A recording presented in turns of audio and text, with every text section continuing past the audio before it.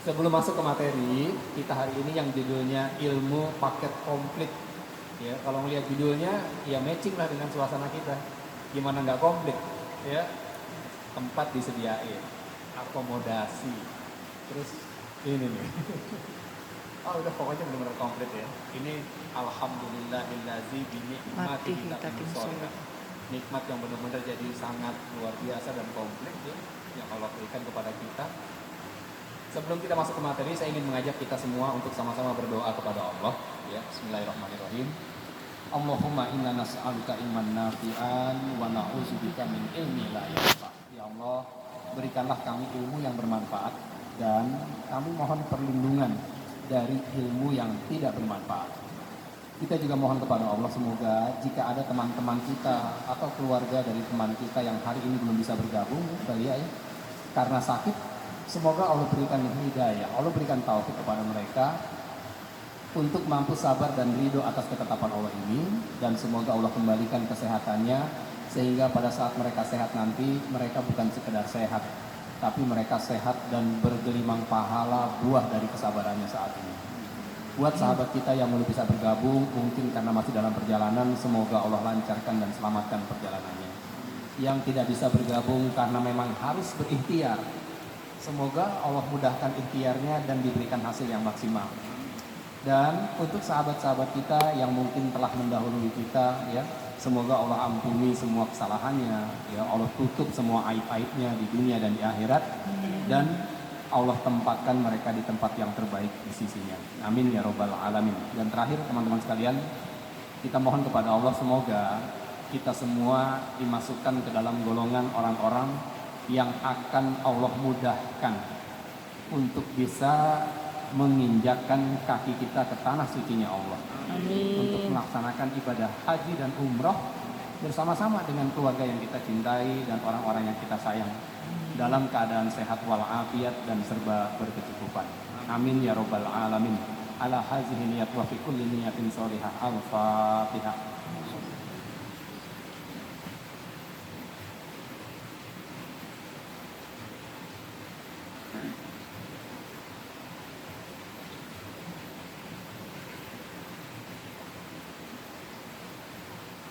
Amin ya robbal alamin. Makasih ya teman-teman ya.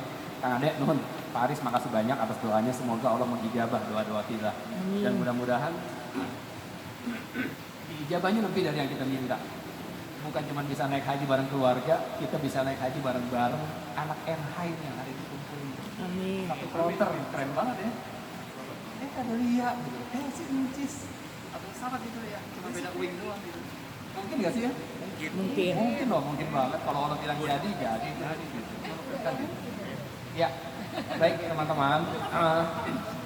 Saya di sini bukan bermaksud untuk menggurui atau mengajar gitu ya, tapi karena bicara ilmu, saya yakin banget ya, di antara kita ada yang lebih banyak ilmunya, ya, lebih paham tentang agama, tapi ini karena kewajiban ilmiah aja.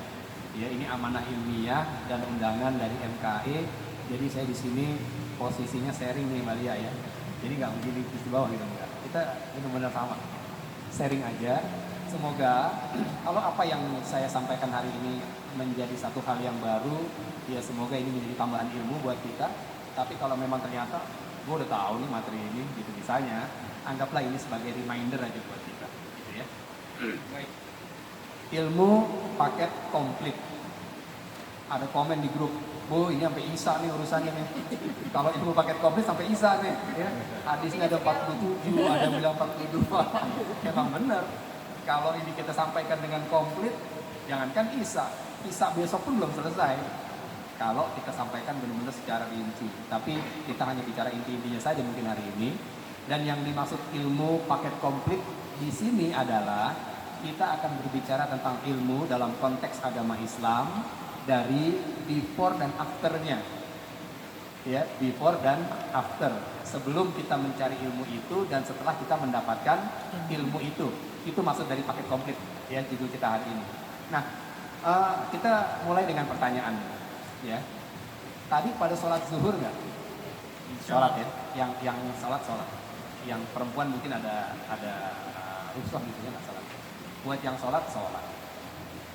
Pertanyaannya tadi Mbak Lia termasuk yang sholat? Kenapa sih balik ke sholat? Karena wajib ya. Perintah sholat. Kenapa sholat?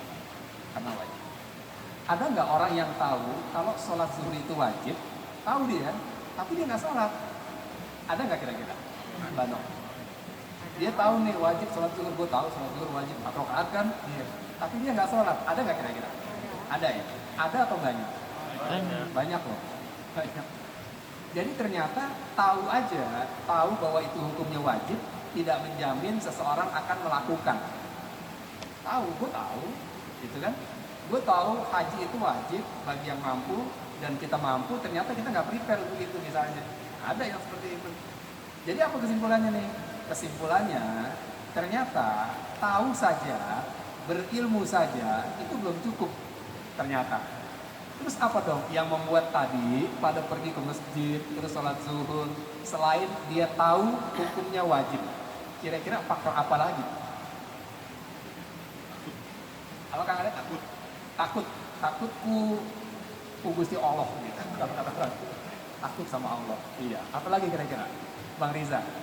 Selain kita udah tahu hukumnya, terus apa yang akhirnya membuat kita bisa sampai ke masjid itu ke musola dan kita sholat jamaah di situ? Selain tahu hukumnya, kira-kira apa lagi ya? Taat kepada perintah Allah. Kira udah nunduk aja. Gue ditanya nih kata Ika. Tenang Ra, belum. Ntar akan sampai waktunya. Gue pulang aja deh. Iya Priwon, pokoknya kalau gue ditanya kita pulang Wan. Tenang Ra, pertanyaannya gampang banget kok. Selain kita tahu hukumnya wajib, terus apa ya kira-kira yang membuat kita akhirnya tergerak untuk mau melaksanakan sholat zuhur? Ternyata tahu saja belum menjamin kita akan mau melaksanakan perintah Allah. Ada faktor X setelah itu. Apa tuh faktor X-nya? Faktor X-nya itulah yang akan kita sampaikan di majelis kajian kita hari ini dari sisi before-nya. Ilmu, tapi dari sisi sebelumnya. Gitu. Apa tuh sisi sebelum ilmu? Ulama mengatakan bahwa adabul qabla ilmu. Beradablah sebelum kita mencari ilmu. Karena adab yang sedikit itu lebih baik ketimbang ilmu yang banyak tapi nggak paham adab. Lebih baik kita mengetahui sedikit adab tentang ilmu daripada ilmu kita segudang tapi kita nggak paham adab dalam menuntut ilmu. Gitu. Emang apa sih? Emang menuntut ilmu ada adabnya? Ada, ternyata ada gitu ya. Waktu di NH kita nggak dapat pelajaran ini ya, nggak ada ya. Adab menuntut ilmu dapat nggak sih? Masih masjid soalnya.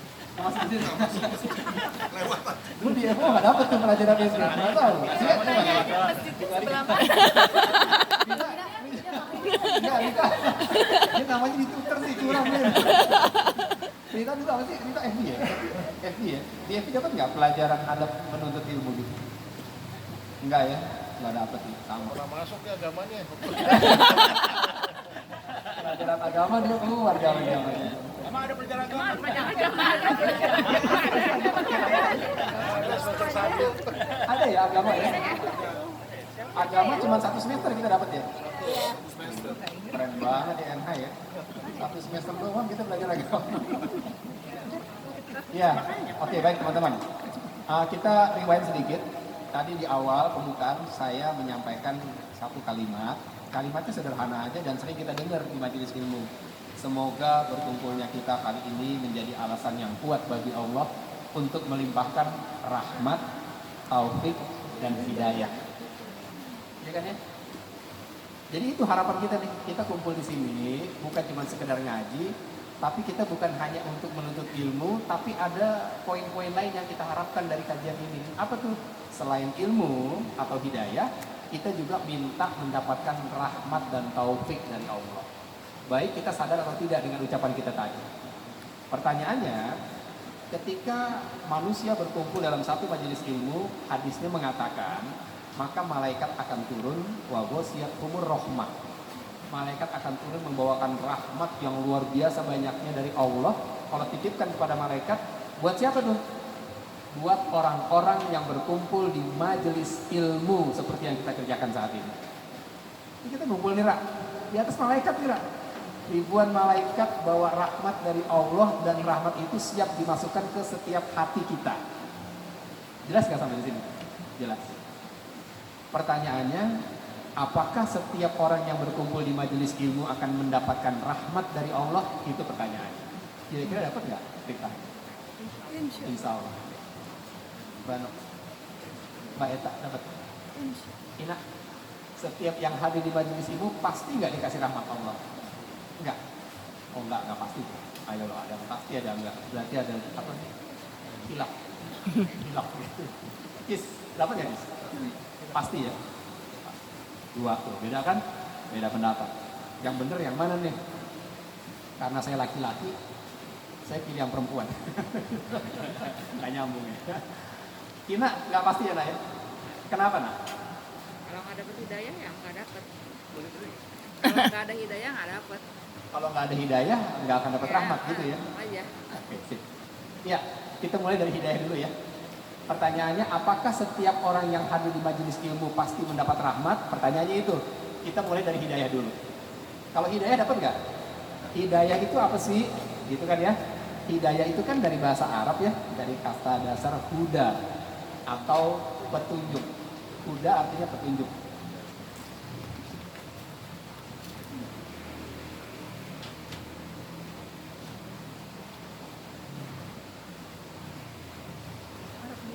Huda artinya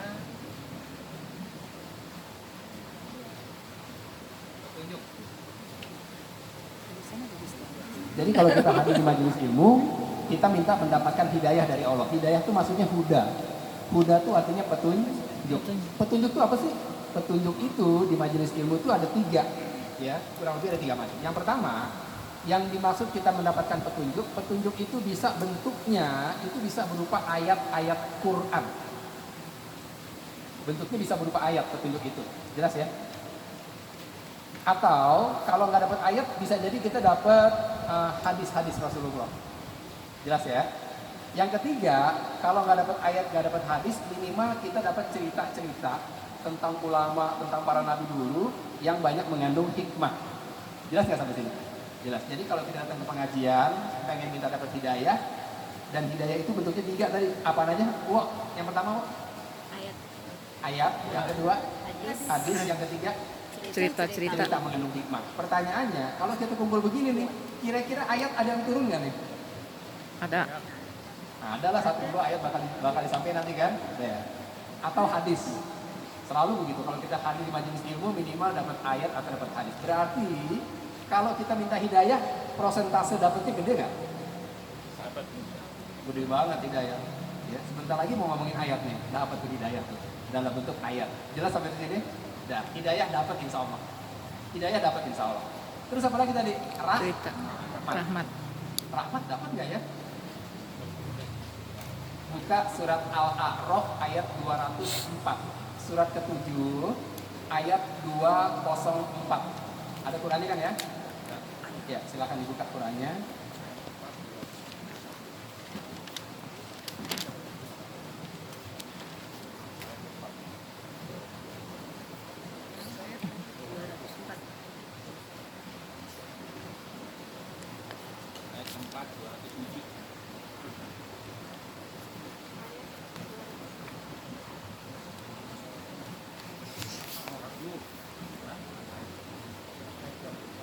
Tujuh 204.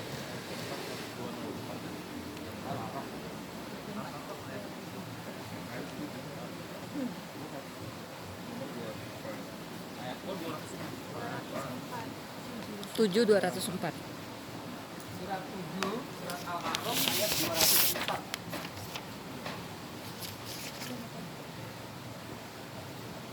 Nah, sekarang Kira baca. Baca doang nggak bisa nanya. Iya, kalau nggak bisa baca artinya, baca Arabnya nggak apa-apa. Dan apabila dibacakan Al-Quran, dan apabila dibacakan Al-Quran, maka dengarkanlah dan diamlah, agar kamu mendapat rahmat. Allah berfirman, wa iza quri'al Qur'an fastami'u lahu wa ansitu la'allakum turhamun. turhamun. Dan apabila dibacakan Quran dibacain. Penjabarannya bukan hanya dibacakan, dijelaskan, dijabarkan, gitu ya. Apabila Quran dibacakan atau dijelaskan atau dijabarkan, berarti yang baca kita ada pihak lain yang membaca. Ada pihak lain. Ada pihak lain karena dibacakan kan gitu. Siapa pihak lainnya? Pihak lainnya ya si pemateri. Terserah mau panggilnya si ustadz, guru ngaji, pak kiai dan sebagainya. Jelas ya? Apabila Quran sedang dijabarkan atau sedang dijelaskan, fastami'u lahu, maka dengarkanlah baik-baik. Di beberapa Quran terjemahannya begitu. Kalau di Quran Ira tadi maka dengarkanlah saja. Di beberapa Quran ada nggak teman-teman yang terjemahannya begitu? Dengarkanlah baik-baik. Ada Bang Rahmat, Bang ada ya? Dengarkan baik-baik, listen carefully. Kalau dengerin baik-baik, berarti dengerinnya sambilan nggak ya? Yes. Enggak dong, tidak. Iya, nggak sambilan, fokus. Kenapa ayatnya begini? Karena banyak orang yang ketika Quran sedang dijabarkan, dia mendengarkannya tapi nggak baik-baik dengerinnya. Sambil balas WA. Nah gini. Gue banget enggak. Dia berantem nih. Lagi ngaji, balas WA. Bisa kan? Bisa aja. Sorry bro, gue lagi ngaji nih.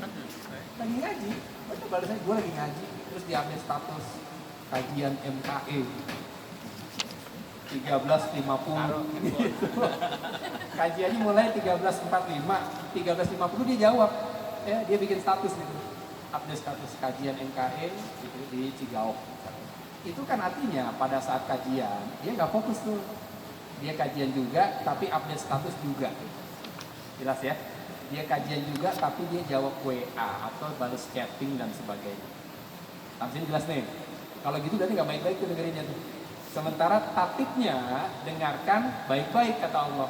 Wa ansitu, dan diamlah. Beberapa ulama menerjemahkan wa ansitu dengan dan perhatikanlah.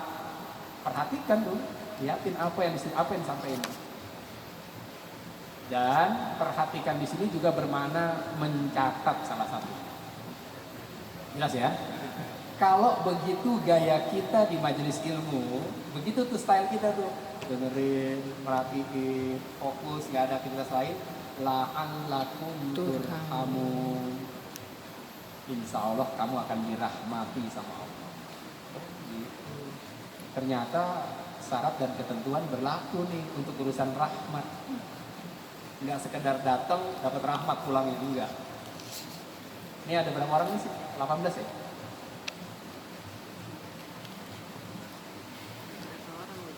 Iya 18. Ya, 18 orang. 18 orang hadir di majelis ilmu, itu nggak 18-18-nya udah dapat rahmat. Ya kan? Nggak semuanya dapat rahmat. Siapa yang dapat rahmat? Yang bisa menjaga sikap selama majelis ilmu itu berlangsung. Kan ada yang nggak bisa nih, ada yang gatelan gitu ya. Ada WA nggak sih? Kenapa kita harus fokus? Karena fokus ke materi yang disampaikan itu merupakan bentuk kita memuliakan ilmu, bentuk kita memuliakan Allah. Kita nggak mungkin berbicara langsung dengan Allah, lewat kalamullah lah ini kita berbicara. Gimana ceritanya kalau depan kita RI1, begitu RI1 ngomong, kita ngobrol sama yang lain. Kira-kira apa yang terjadi? Ada tuh. Isi Pak, silakan jangan tutup keluar sini Pak. Iya, apalagi tuh. Apalagi apa itu tuh? Dimarah-marahin habis selesai. Kalau di Indonesia, kalau di Korea Utara, ngomong ke siapa ya? Tembak ya? Tembak. Itu manusia. Ini Allah nih. Ini Allah yang sedang berdialog sama kita lewat kalam-kalamnya, terus kita beraktivitas yang lain.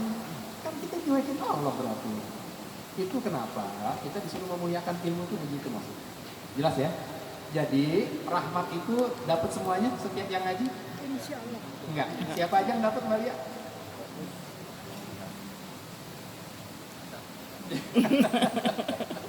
Ya itu tadi, yang fokus, yang jaga sih Sikap. Nah, mudah-mudahan 18-18-nya ini dapat rahmat dari Allah. Amin. Nah, oke, dapat rahmat enggak? Terus apa untungnya kalau gue dapat rahmat? Dan apa ruginya kalau gue nggak dapat rahmat? Kan gitu pertanyaannya, Won. Oke, gue fokus nih, dapat rahmat dong. Iya. Terus untungnya apa buat gue? Kan gitu. Kalau kita dapat rahmat, keuntungannya ada di surat Ali Imran ayat 159. Surat ketiga, ayat 159. Silakan.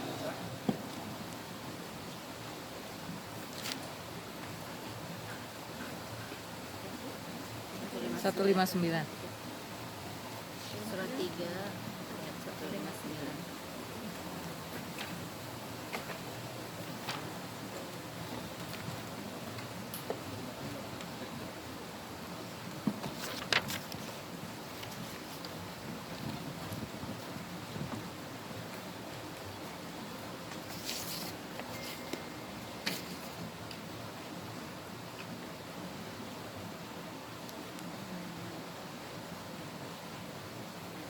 Ya, silakan baca yang ketemu. Won, baca Won. Artinya langsung boleh, Won. Kemudian para malaikat memanggil 159, Won. Surat ketiga, ayat 159, Won. Iya, maka berkat rahmat Allah.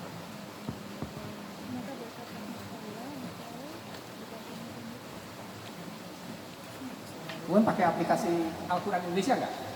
Aplikasinya. Boleh lihat, Won.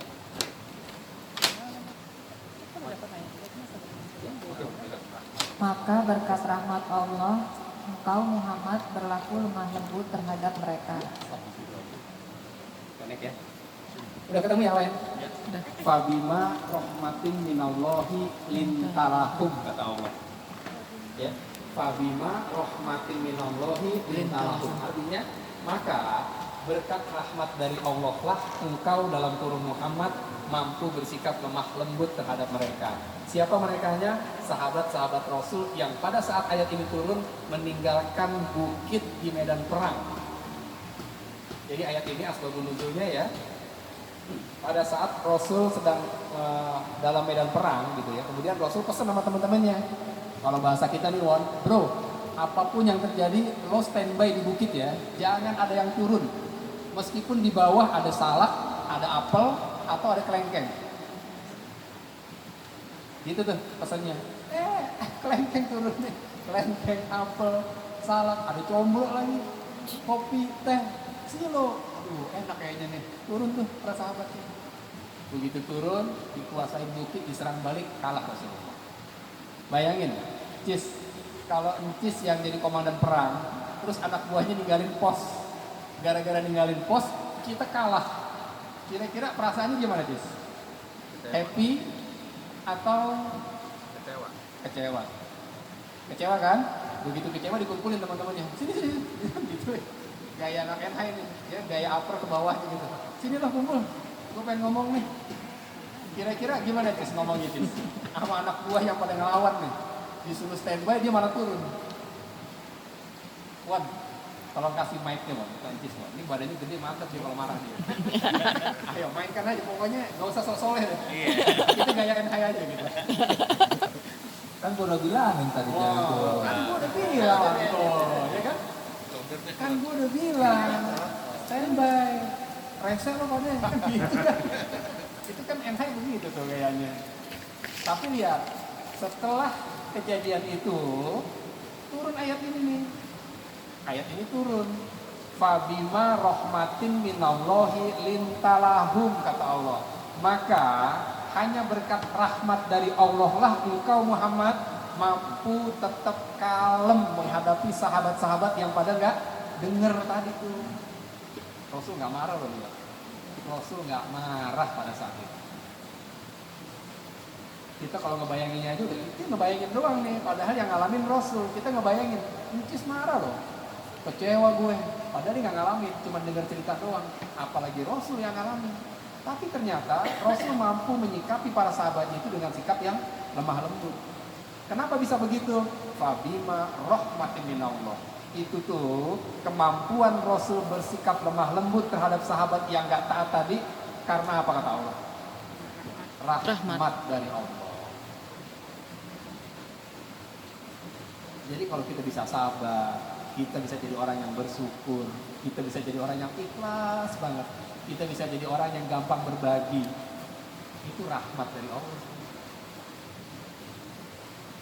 Bukan pinternya kita ngatur memanage hati, bukan. Itu pemberian dari Allah. Dan rahmat Allah tidak diberikan kepada setiap orang. Hanya orang-orang yang mampu memuliakan ilmunya, dialah yang akan diberikan rahmat oleh Allah. Jelas sampai di sini? Jadi penting gak rahmat kira-kira? Penting. Penting banget. Itu saking pentingnya kenapa kita mesti beradab pada saat menuntut ilmu.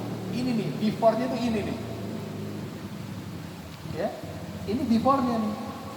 Banyak orang ngaji bertahun-tahun, ya ngaji bertahun-tahun gak berubah dia. Gak berubah dia. Dia sendiri bingung dengan dirinya. Gue juga bingung loh, gue ngaji tuh udah kemana-mana nih. Ya, Ustadz Adi Hidayat gue ikut, Abdul Somad gue ikut, Yusuf Mansur di Istiqlal gue datang. Ada kali 10 tahun gue ngaji. Tapi gue juga gak tahu kenapa sampai dengan hari ini gue belum bisa nutup aurat misalnya. Dia sendiri bingung dengan dirinya. Sementara teman-teman seangkatan dia yang sama-sama ke studio Is dulunya, yang sama-sama nongkrong di lipstick gitu ya, udah pada berhijab. Ditanya, oh lu bisa sih begitu? Gue juga gak ngerti. Kegerak aja tuh, gue jadi nutup aurat tuh sejak 2017 nih kira-kira. Kita sendiri bingung, kok gue bisa begini ya? Kenapa? Karena itu wilayahnya Allah. Allah tuh yang masukin rahmat ke dalam hati kita melalui malaikat-malaikatnya yang diturunkan di setiap majelis-majelis ilmu seperti ini. Kepada siapa? Kepada yang mampu menjaga sikap di majelis ilmu. Itu pentingnya adab makanya. Adab walaupun sedikit itu lebih penting ketimbang ilmu yang banyak tapi nggak ngerti adab. Akhirnya ngaji puluhan tahun nggak berubah. Ada nggak orang ngaji puluhan tahun nggak berubah ya? Ada. Ada. Pendiam aja dari dulu pendiam. Sekali ngomong nyakitin katanya. Oh, sekali ngomong pedes gitu ya. Ada. Tapi kalau rahmat Allah udah masuk, ya hati kita dibikin melted by Allah. Jadi rahmat itu kalau di kue itu kayak opalet begitu kira-kira. Siapa anak pastry di sini? Kayak kue pastry ya? Baru tahu ya. Tahu ya anak pastry. Anak pastry tahu tuh opalet tuh ya. Kalau bikin adonan kue tuh kan ada ya, ada opaletnya. SP, SP. Gunanya untuk melembutkan adonan supaya pada saat jadi dia empuk gitu kuenya. Kira-kira itu tuh fungsi rahmat yang Allah berikan ke dalam hati kita. Hati kita jadi dibikin melted by Allah sehingga gampang dibentuk sebagaimana maunya Allah. Allah bilang tutuplah aurat setiap kamu keluar rumah. Ditutup tuh. Kok gue jadi gampang aja ya nurut sama Allah? Itu rahmat tuh. Gitu.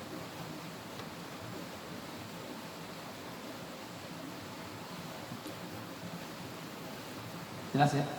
Penting gak berarti adabnya? Penting banget, makanya adab before knowledge gitu. Beradab dulu sebelum menuntut ilmu. Dah, hidayah udah dapat, rahmat udah dapat kalau kita jaga sikap. Tinggal apa yang belum? Taufik. Nah, 3 tadi. Taufik. Taufik. Apa? Taufik. Taufik atau Taufik ya? Taufik. Ya. Taufik ya, bukan topik. Taufik anak pastry juga tuh. Siapa? Taufik, panggilannya siapa? Opik. Opik. Bukan. Panggilannya Datuk Marigi ya? Iya. Iya, ini Taufik anak pastry. Opik yang hitam. Bukan Taufik nih, Taufik. Iya. Setelah kita dapat hidayah dan rahmat, apakah sudah cukup? Belum. Kita masih butuh satu faktor lagi yang disebut taufik dari Allah. Taufik itu kalau bahasa Indonesianya itu adalah helping, pertolongan dari Allah. Yang bikin kita tadi tergerak untuk bisa sholat zuhur berjamaah di masjid atau di musola tadi, itu bukan karena hebatnya kita, bukan karena alimnya kita, karena Allah tolong kita. Allah tolong kita, Allah gerakin hati kita sampai kita sampai ke sana. Ini acara ini kan di broadcast ya, kan ada ya? Yang baca kira-kira 18 orang atau 21 orang yang baca acara hari ini nih? Segrup. Segrup. MKE. Grup MKI berapa orang sih? Senior? Hah? Senior. 102. Dari 102 yang baca, yang hadir berapa? 18. Banyak loh. 102, 18 banyak. 3. Oh, ketawa. Banyak kok 18 kok. Yang nggak hadir. Kok bisa begitu sih? Tadi kita cerita ya Kang Ade ya. Dulu tuh waktu MKI sempat kita buka, begitu acara cuk 60, 50 yang hadir banyak. Begitu kita eksklusif lagi, nggak sampai las-lasan. 9 gitu ya. Dan itu pun lo lagi. Dia aja terus. Kok bisa begitu ya? Tadi faktor pertolongan dari Allah. Baca sama-sama baca kita. Iya nggak? Sama-sama baca broadcastnya. Bicara punya acara, kira-kira punya acara nggak semuanya? Punya. Semua punya acara. Kemar punya acara. Kemciknya mesti diurusin. Iya kan? Balia apalagi pasti punya acara. Semua punya acara. Tapi di antara 102 tadi ada orang yang lebih mengutamakan Allah daripada dunianya. Dan itulah orang-orang yang diberikan tolong oleh Allah. Jadi kalau nggak ditolong Allah nggak bergerak kita ke sini. Kalau Allah nggak tolong, saya pun nggak bisa meng-cancel nih jadwal yang harusnya hari ini. Kalau Allah nggak tolong, ya nggak mau. Kita nego dulu, gua ada jadwal nih spesial, kira-kira bisa. Oke deh nggak apa-apa deh, kita ngalah. Itu kan pertolongan Allah kan ayat. Pertolongan Allah semua tuh. Kalau Allah nggak tolong, walaupun kita baca, walaupun kita nggak punya jadwal hari ini, kita milih di rumah nongkrong sambil ngopi, pisang goreng sebelah kanan, kopi sebelah kiri. Indah bener tuh. Jam segini kan enakan nongkrong. Lu nggak salah ngaji 1:30. Ya Allah. Tidur. Ngaji 1:30. Mendingan gue tidur deh. Sorry dia ya. Kalau habis Isya gue datang deh. Begitu habis Isya dia bikin lagi alasan lain. Males. Gak datang juga. Semua tuh karena pertolongan dari Allah. Jadi yang bisa bikin Ira pagi-pagi udah ngirim foto. Gila, Ira jam segini udah nyampe. Itu pertolongan dari Allah. Kalau Allah nggak tolong nggak nyampe kita. Serius ya. Dan itu konsep dalam agama kita. Kalau kita ingin bisa melakukan segala amal ibadah yang Allah perintahkan, jangan pernah lupa minta tolong sama Allah. Ini before semua ya. Ini before ilmu semua nih. Gimana konsepnya, Indra? Konsepnya saya yakin Rita pasti hafal ayatnya. Iya Rita ya? Iya. Oh, hafal kan? Benar? Iya, Rita apa? Ayo Rit, gimana bunyi ayatnya Rit? Gue belum ngomong Pak. Surat Al-Fatihah. Al-Fatihah ayat kelima Rita. Gimana bunyinya? Biar diurut dari atas ya. Untung ayat kelima. Nah, iyyaka na'budu Wa iya wa kan iyyaka nasta'in. Apa sih artinya? hanya kepada engkau. Ulang. Kepadamulah kami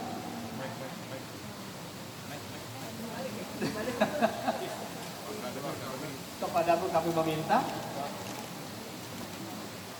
pertolongan. Apa bedanya itu minta sama minta pertolongan? Kepadamulah kami meminta dan kepadamulah kami minta tolong. Bener nggak kira-kira ya? Kita betul? Ya karena dia STS ya, jadi bener. Ayo, ya silakan googling dulu, dilihat. Coba kalau ada yang kurang pas di revisi Hanya kepada Engkaulah kami menyembah dan hanya kepada Engkaulah kami mohon pertolongan. Ya, hanya kepada Engkaulah kami menyembah. Oh iya, menyembah, ibadah gitu ya. Iyyaka na'budu, hanya kepada Engkau kami beribadah ya Allah. Hanya kepada Engkau kami menghamba atau menyembah. Ya kan? Terus kalimat masih di ayat yang sama.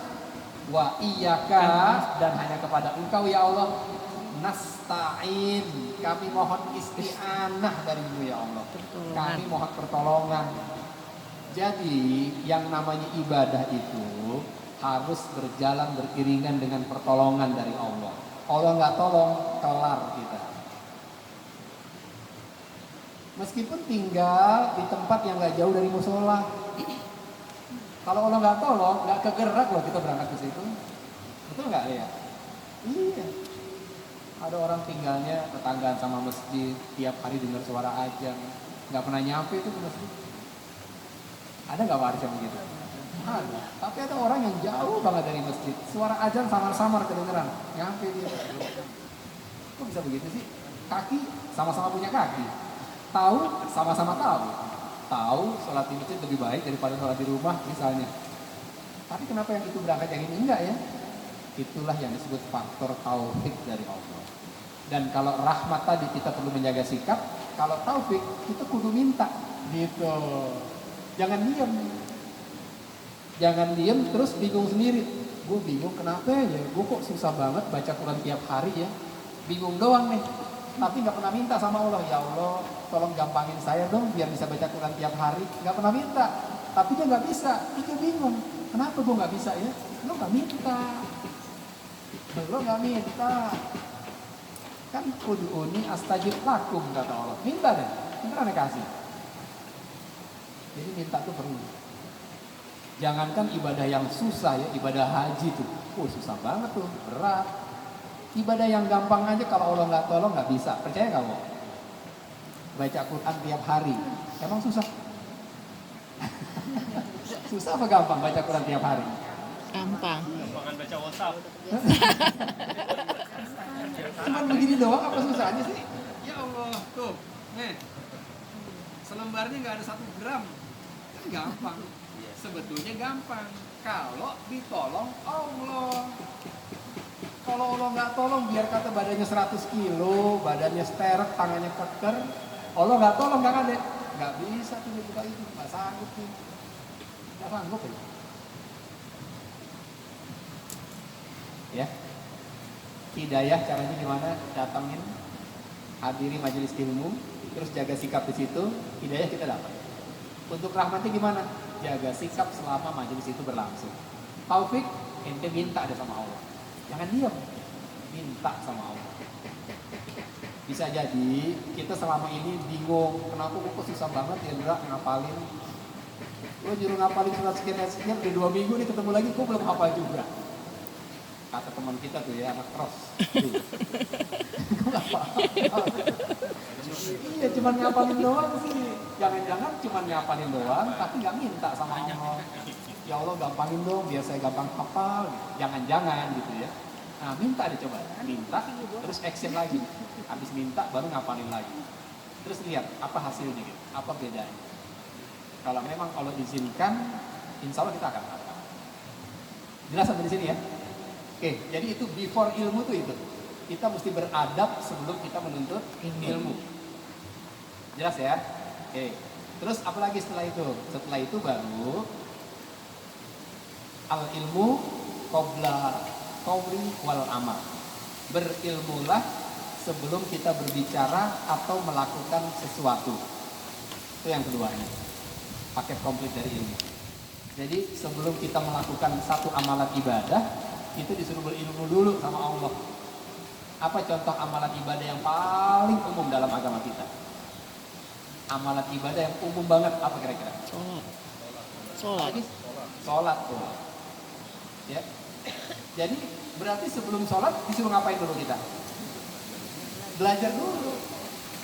Berilmulah sebelum sholat gitu. Disuruh berilmu dulu. Emang ada dalilnya? Berilmu dulu sebelum sholat. Ada dalilnya. Dan apa jadinya kalau sholat kita kerjakan tanpa ilmu sebelumnya? Wah sayang tuh. Ya, sayang banget kita sholat ribuan rakaat tanpa ilmu dengan sholat 1 rakaat by ilmu. Oh itu beda loh. Beda banget. Mana dalilnya Indra? Silakan teman-teman buka surat Al-Ankabut surat ke-29 ayat ke-45.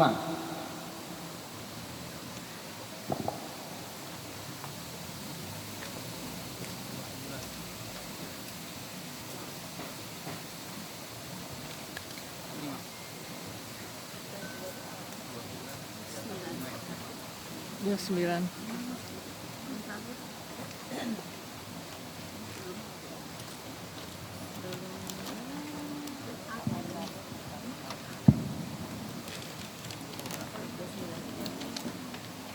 Ayat berapa? 29 ayat 45.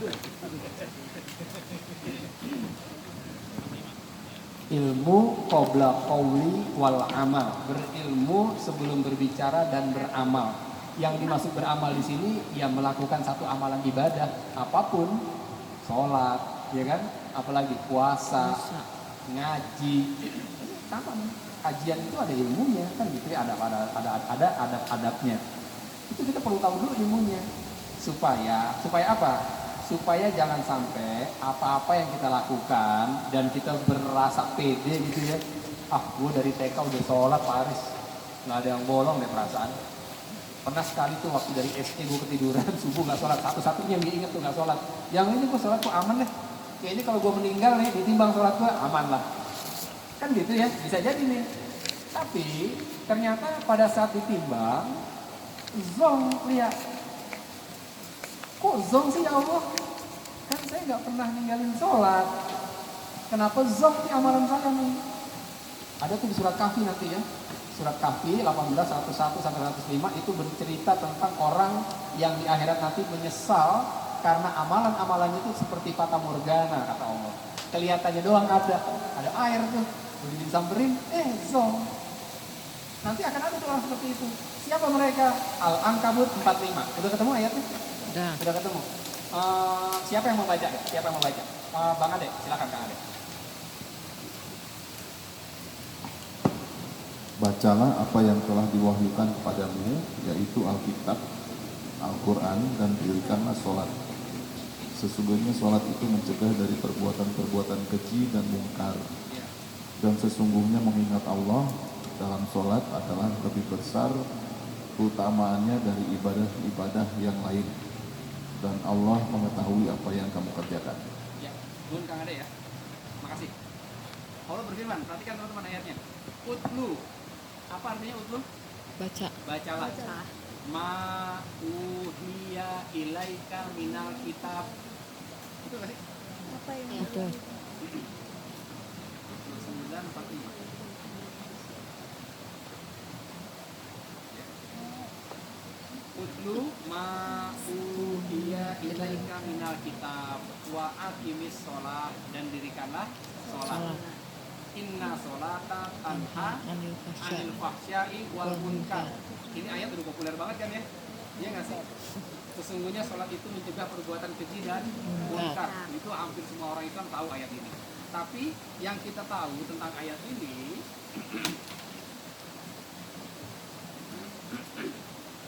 maaf, umumnya, nggak semua ya, umumnya. Kebanyakan kita hafal ayat ini penggalannya aja. Inna sholata tanha anil fahsya'i wal munkar. Umumnya ya, bukan berarti semuanya begitu, tapi umumnya. Makasih Om Ridho. Nggak usah tepuk tangan, nggak usah. Makasih Mbak Rita.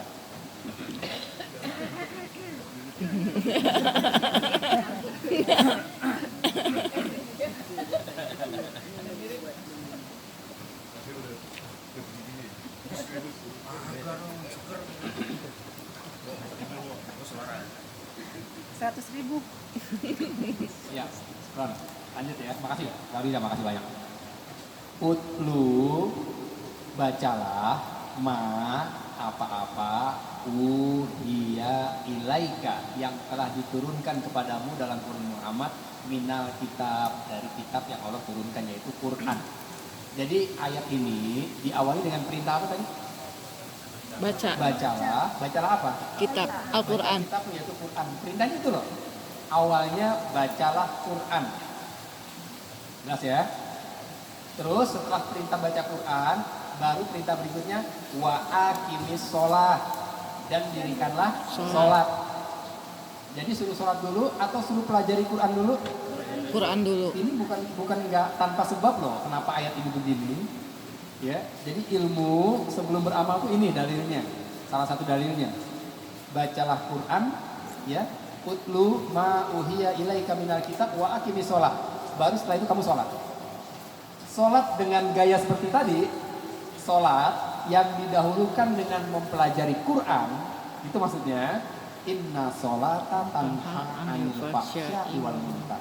Sholat yang modelnya begitu tuh, yang insya Allah bisa membuat pelakunya tidak mengerjakan kekejian dan kemungkaran setelah sholatnya selesai. Kan kita tahu ayat ini, tapi kita nanya sendiri sama diri kita, perasaan gue udah sholat deh, tapi kenapa kalau ngegibah gue masih jago banget ya? Udah sholat nih, tapi kalau gibah ayo deh, 2 piring kita beri. Iya, 2 orang sikat. Padahal udah sholat gitu. Gue udah sholat, tapi kenapa kalau bisnis gue curang aja ya? Kan ada tuh ya pertanyaan kita sendiri nih ke diri kita nih. Gue udah sholat nih, katanya sholat mencegah perbuatan keji dan munkar, tapi kenapa gue masih ngerjain dosa ya? Dan gue tahu itu dosa. Suka nggak ada pertanyaan begitu? Iya, kadang ada pertanyaan. Kenapa begitu? Ya, bisa jadi karena selama ini yang kita tahu inna sholata tanha anil fahsya'i wal munkar aja. Itu kan penggalan. Padahal ayat komplitnya sebelum itu ada perintah membaca Quran dulu. Ya kan? Dan membaca Qurannya ikro atau utlu yang Allah sebutkan di ayat itu. Utlu. Utlu. Padahal ikro artinya apa? Baca. Sama tuh.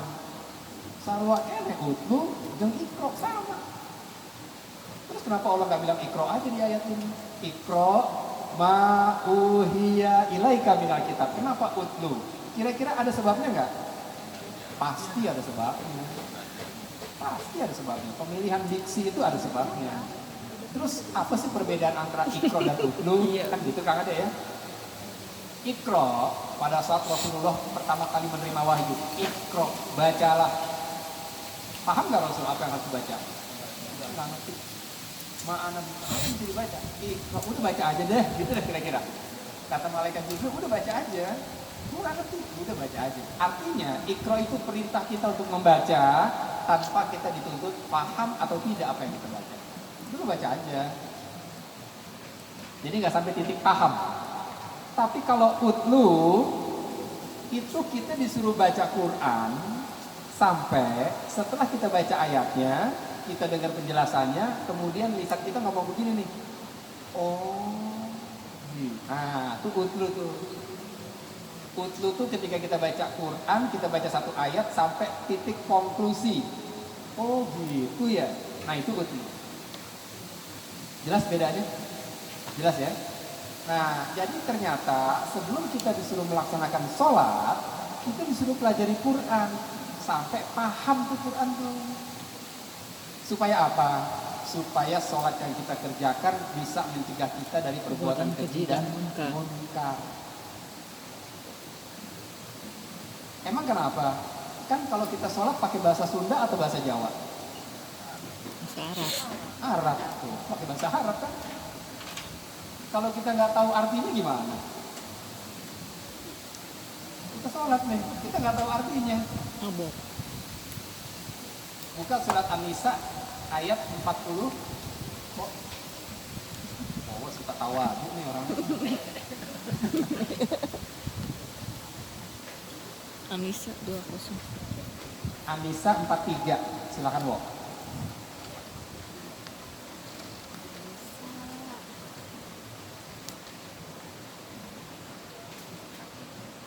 An-Nisa 43. Surat keempat ayat 43. Ya ayyuhallazina. Wahai orang yang beriman, janganlah kamu mendekati sholat ketika kamu dalam keadaan mabuk.